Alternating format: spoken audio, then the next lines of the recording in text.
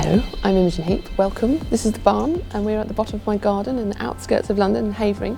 And today I'm going to be talking to you about where we have come since the last time you guys interviewed me about the Memu gloves, which I used to make music.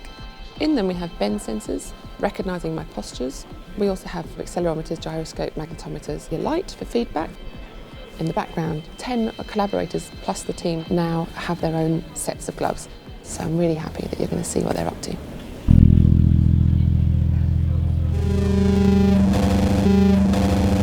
I'm Tom Shaney. I like to study music technology, just any sort of interactivity between lights, sounds, visuals. I've been the bass player for a long time.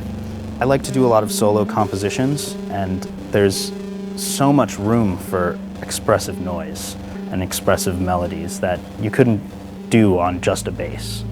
And having the ability to morph them in a gestural way, it almost makes it like a dance. It makes music more of a physical process instead of just mental and auditory. Hello, my name's Garen Hewitt. I lead on research and development for Drake Music. We're a charity that work with disabled people to remove barriers to music making. We're really interested in the glove because it's just such an advanced way of using gesture and it's extremely flexible. We've programmed the left glove to trigger 3 chords, just with a sort of simple movement. I think everyone should have the right to make music. I'm hoping that the gloves would allow better expressive music making for people that are not currently able to fulfill what's in their head.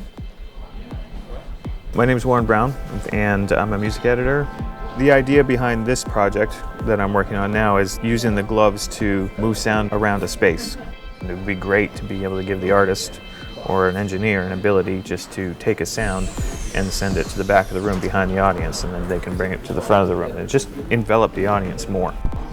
A lot of what I do is about designing sound in space. This is just a more natural way of making it happen.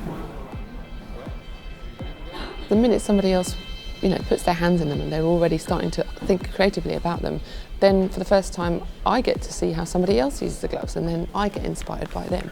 What we hope at the end of 3 months is to have a really, really strong, solid piece of software and hardware, and then looking at manufacture. And us lot can kind of, hand that over to somebody else, and we can still be creative and work with artists and try to meet their demands and how they might want to use gloves and how we can keep, evolving as a company and as a gang of glove makers.